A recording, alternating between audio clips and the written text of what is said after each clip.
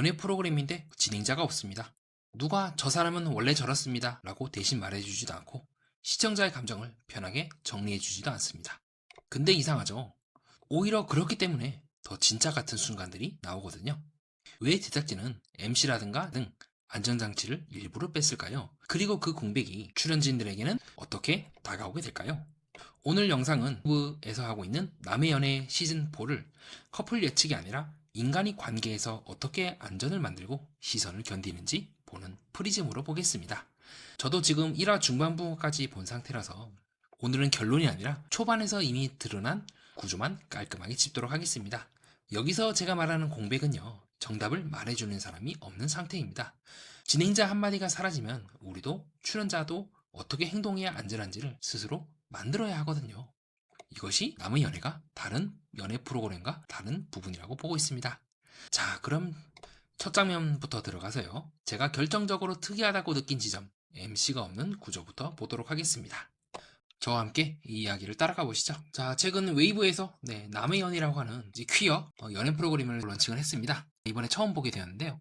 사실 제 방송을 보신 분 아시겠지만 나는 솔로라든가 합성 맞선 누나 내기 여자 등 이제 이성애를 기반으로 하는 프로그램들을 쭉 리뷰를 해왔죠. 그럼 이번에 왜 이제 남의 연애를 리뷰하게 되었습니까? 라고 의문을 가질 수가 있는데요. 이 프로그램을 이제 제가 리뷰를 하게 된 결정적인 계기가 뭐냐면 처음에 이 프로가 시작이 될 때요. 특이한 점이 있기 때문입니다. 자, 그게 뭐냐면요. 현재까지 제가 1화 중반부까지 봤는데 사회자가 없어요. 특이하거든요. 왜냐면 나는 솔로는 다른 웬만한 모든 프로그램에는 MC라든가 사회자가 있습니다. 그래서 그들이 계속해서 우리가 어떻게 봐야 할지를 잡아주는 역할을 해요. 왜 그럴까 생각을 해봤는데 그것 자체가 직접적으로 우리 관객들, 즉 시청자들과 맞닿는 부분들이 있다는 거예요. 요런 나는 솔로의 데프콘 MC나 이경 MC 같은 경우는 한번 필터링이 됩니다. 그래서 많은 분들의 그 여론을 들여다보면은 이분들이 했던 말에 의해서 시청자분들이 보게 돼요. 남의 연애는 그런 게 없어요. 우리가 각자가 해석을 해야 돼요. 방어할 수 있는 게 없어요. 나는 솔로 같은 경우는 이제 출연진들이 이제 빌런 짓을 하게 되면 어떻게든 막 감싸려고 하거든요. 막 이해가 안 된다 하면서 에이 시청자 여러분 아직 미숙해서 그렇습니다. 아니면 뭐 잘 몰라서 그런 거예요 라고 방어가 되는데 이 남의 연애 같은 경우는 방어가 불가능해요. 이 각 출연진들이 하고 있는 그 모습들이 있는 그대로 지속적으로 방송이 투영이 되면서 욕을 먹던가 아니면 비난을 받던 모든 것들이 이분들 각각에게 삶의 숙제로 남게 됩니다.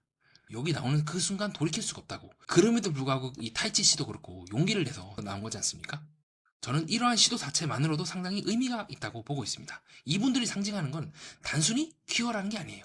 주류 계층이 되지 못한 자들의 목소리를 남의 연애라는 이름으로 대변해서 보여준다고 저는 생각을 합니다.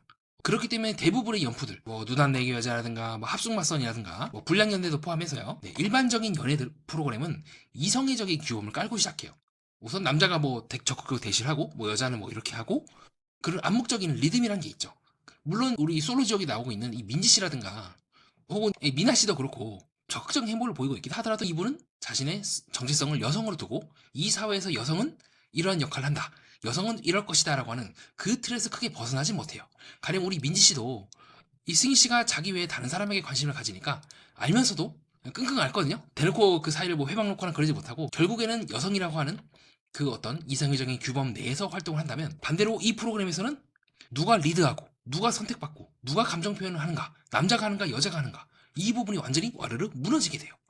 공백 상태가 발생하는 거죠. 우리 사회가 한 번도 고민해보지 못했던 그 지점들을 남의 연애를 비롯해서 이 퀴어라든가 소수자들 연애 프로그램들이 밝혀주는 지점이라고 보고 있습니다. 자, 그런 측면에서 봤을 땐 일본 연프인 불량연애와도 좀 유사한 부분이 있죠. 이 사회 양아치들이라든가 소외받든 제대로 인정받지 못한 사람들이 나와서 화끈한 모습 보여주거든요. 다 때려 부수고 자, 그런 모습들 이런 일반적인 프로그램에서는 보여줄 수가 없는 모습들을 불량연애도 보여준 것처럼 남의 연애에서도 마찬가지로 우리는 이때까지 남자와 여자가 서로 좋아하는 거 말씀을 했는데 남자랑 남자 혹은 여성과 여성이 좋아하는 경우는 또 어떻게 이게 그런 좋아함을 표현하고 또 거절을 표현하고 질투는 어떻게 표현하고 어떻게 되는지 많이 다르지 않겠습니까? 그 부분을 적극적으로 조명하는 프로그램이라고 보고 있습니다. 그래서 이 프로그램은 단순히 사랑을 받는다, 사랑한다가 아니라 내가 이렇게 존재해도 됩니까? 라고 대중들에게 직접적으로 묻는 효과가 있어요.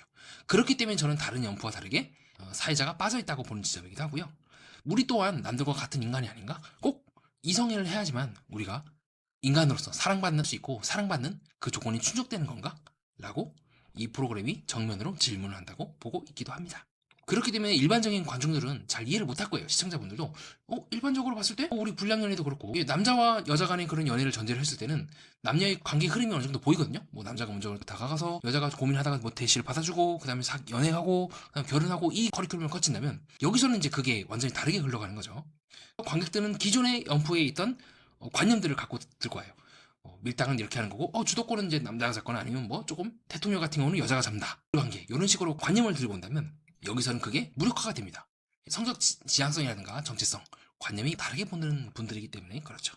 그래서 저는 이 프로그램이 단순히 연애를 보여주는 프로그램이 아니라 이 사회에서 사랑이 허용될 수 없었던 허용되지 않았던 소외된 자들이 어떻게 사랑해도 되는 존재가 되는지를 보여주는 사회적인 실험이지 않을까 그렇게 보이고, 동시에 이 프로그램의 불편한 이유도 연출이 서툴러서가 아닌 우리가 익숙해야 하던 이성애적 규범이 작동하지 않는 그 공백의 지대에 조심스럽게 시청자들, 탐정님들과 저와 또 출연진들, 제작진들이 한 걸음 들어가기 때문에 보고 있기도 합니다. 그렇기 때문에 이 프로그램은 상당히 의미가 있다고 저는 보고 있고 한번 좀 보시는 것도 추천을 드립니다.